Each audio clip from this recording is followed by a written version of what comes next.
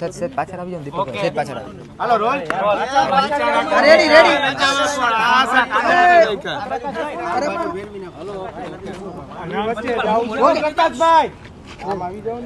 બસ બસ હાલો આપનું નામ દીપકભાઈ સિંધો. દીપકભાઈ શું આખો મામલો શું કહેશો આપ મારી રજૂઆત છે આ ભયંકર ભ્રષ્ટાચારને પત્રકારો જે અત્યારે બિરદાવું છું હું તમને બધાને, કારણ કે અત્યાર સુધી અનેક રજૂઆતો લોકોએ કરી પણ કોઈનું સાંભળવામાં નથી આવ્યું અને કોઈનું માનવામાં પણ નથી આવ્યું. આ ભ્રષ્ટાચારને તમે આ વખતે નીતિમત્તાથી પબ્લિક સુધી પહોંચાડો છો.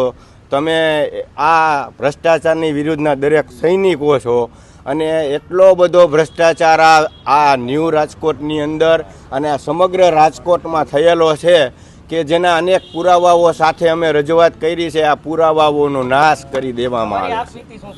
મારી આપવીતી એ છે કે મારી બાજુમાં 96 વારના મકાનની અંદર 2 બેડ હોલ કિચનના 5 માળના ફ્લેટ બની ગયા છે. 25નો રોડ છે, પ્લોટનું મોઢું 25નું છે, જેની માન્યતા મળે નહીં.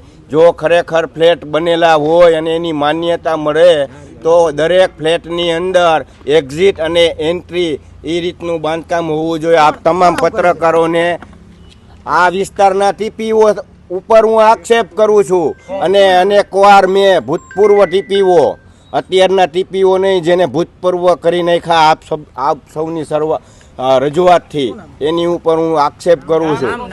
સાગઠિયા સાહેબ છે અને વહીવટ તો કેટલાય કર્યા હોય એવા નજર સમક્ષ આવે છે ભાઈ. અત્યારે તમને કઈ રીતના હેરાન કર્યા? મારા માતા પિતા 80 વર્ષના સિનિયર સિટીઝન છે.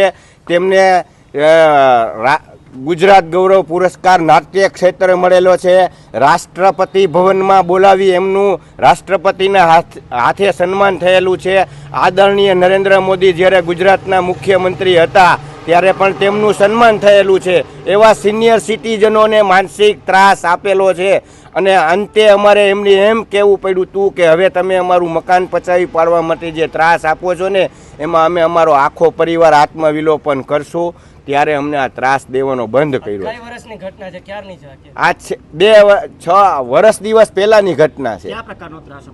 ત્રાસ એટલે એક જ દિવાલે બાંધકામ ચાલતું હોય તો તમે વિચાર કરી લ્યો શું હોય. કારણ કે મારું મકાન રોડ ઉપરનું મોઢું હતું અને એને જે મકાન લીધો ને એ બાજુનું હતું. એને એમ હતું કે આ લોકોને દબાવીને પડાવી લેશું, પણ અમે જાગ ઝીલી છે. ક્યાં ફરિયાદ કરવી સાહેબ, ક્યાં ફરિયાદ કરવી, કોને ફરિયાદ કરવી? આજે એટલા માટે હિંમત આવી કે આ 42 જણા નિર્દોષ મરી ગયા ને તો આના કરતા આપણે પણ આમાં હોમાઈ ગયા હોત ને સારું હતું. આ આટલો ભ્રષ્ટાચાર ચાલે છે. પાછળની શેરીમાં ભાનુબેન બાબરિયા રહે છે, એની બિલકુલ બાજુમાં અત્યારે 300 વારમાં આ બાંધકામ ચાલે. આ અનામિકા સોસાયટીનો કાયદેસરનો નિયમ છે માત્ર 100 વાર જગ્યા આપવી.